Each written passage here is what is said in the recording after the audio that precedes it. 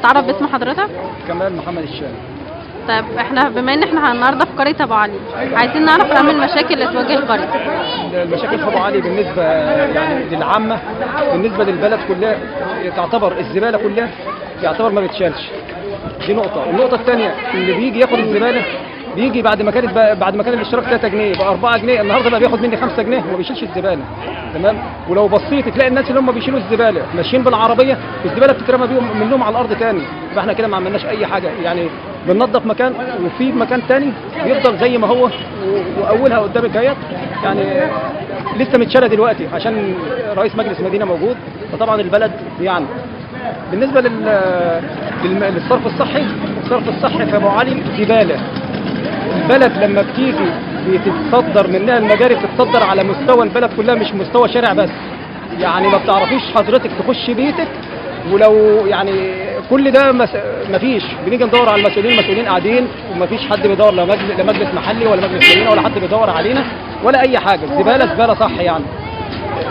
طب اكيد رحت عملت شكاوى، قدمت شكاوى لرئيس الوحده المحليه. عملنا كتير لدرجه قدام بيتي طرنش لما كان بيضرب ما كنتش بعرف اخش البيت، فرحنا اتكلمنا وقال لك على شهر 6 اللي عدى ده ان احنا هنسلم الصرف الصحي. والصرف الصحي لحد النهارده بقينا في شهر 10 والصرف الصحي ما اتسلمش. طب ايه راي حضرتك في رغيف العيش؟ رغيف العيش اكيد طبعا كلكم عارفين رغيف العيش عندنا عامل ازاي. رغيف العيش لا مؤاخذه في التعبير مش البني ادم اللي بياكله، احنا عندنا لا مؤاخذه الناس بتجيبه عشان تاكله لا مؤاخذه للبهايم عندهم، لان ده مش عيش، ده مش عيش لبني ادم ياكله. ايه رايك في الجوله بتاع رئيس مجلس مدينه المحله؟ جميله بس يا ريت تيجي بفايده. هل متوقع اي نتائج تعود على المجلس او على الوحده المحليه؟ والله هي ممكن تجيب نتيجه لمده اسبوعين، لان المفروض ان هو حضرته سياده اللواء المفروض لازم ينزل وما يقولش ان انا نازل. تمام. المفروض لما يجي ينزل ما يقولش ان انا نازل عشان البلد ما تنضفش. يبقى احنا كده ما عملناش حاجه. لا، هو يجي زياره تبقى زياره مفاجاه، يجي في ساعتها يقول انا نازل ابو علي، ينزل في ساعتها عشان يتفرج على البلد.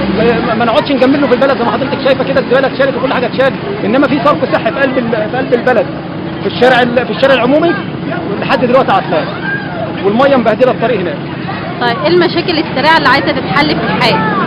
والله المشاكل السريعه انا عايز اقول على حاجه. عمليه المشاكل السريعه ان البلد بتاعنا يعني ناس كبراء بس ما فيش حد قلبه على البلد، فما فيش حد بيحل مشاكل. فلازم المسؤولين هم المسؤول عن شغل لازم يراعي ربنا ويراعي ضميره فيه ويشتغل صح علشان احنا نشتغل وراه صح. انما طول ما الراجل اللي هو مثلا مسؤول سايب الدنيا كده كل العمليه كلها هتبوظ طبعا معاه. طيب في مرشحين نازلين البلد؟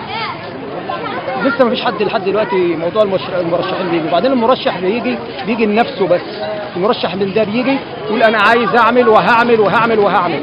كل ده ما بيحصلش فيه اي حاجه. انا عايز واحد بتاع مجلس الشعب يجي يقول انا عملت في ابو علي حاجه. ما فيش حد بيعمل اي حاجه. كل اللي بيجي يضحك على الناس. هم بيضحكوا على الدون زي ما بيقولوا بتوع مجلس الشعب. يعني بيجي يقفوا ما فيش. انا عايز اعرف ايه البلد اللي استفادوا من بتوع مجلس الشعب لحد دلوقتي؟ ولا واحد استفدنا منه. طب ابرز مشكلتين هي مشكله الصرف ومشكله القمامه. الصرف والميه دلوقتي احنا بنشرب ميه مجاري. الميه لما بنيجي نشربها بنلاقي ريحتها وحشه. فانا عايز افهم مين اللي يشرب ميه زي ديت. طب ريحتها متغيره؟ ريحتها وحشه. طب شكلها شكل ميه عاديه، مره تطلع لك صفرة مره تطلع لك حمراء، ما تعرفيش هم بيحطوا فيها ايه. احنا عايزين نفهم الميه اللي احنا بنشربها دي مش فاهمين. نشرب ميه معدنيه، نقلب الميه خالص ونشرب ميه معدنيه. طب عايزين كلمه تقولها رئيس مجلس المدينه ورئيس الوحده المحليه وقريه ابو علي. والله اللي انا اقدر اقول للناس دي كلمه واحده بس، ان هم يراعوا ضميرهم ويراعوا شغلهم. لو اشتغلوا صح الموظفين اللي تحتهم هيشتغلوا صح.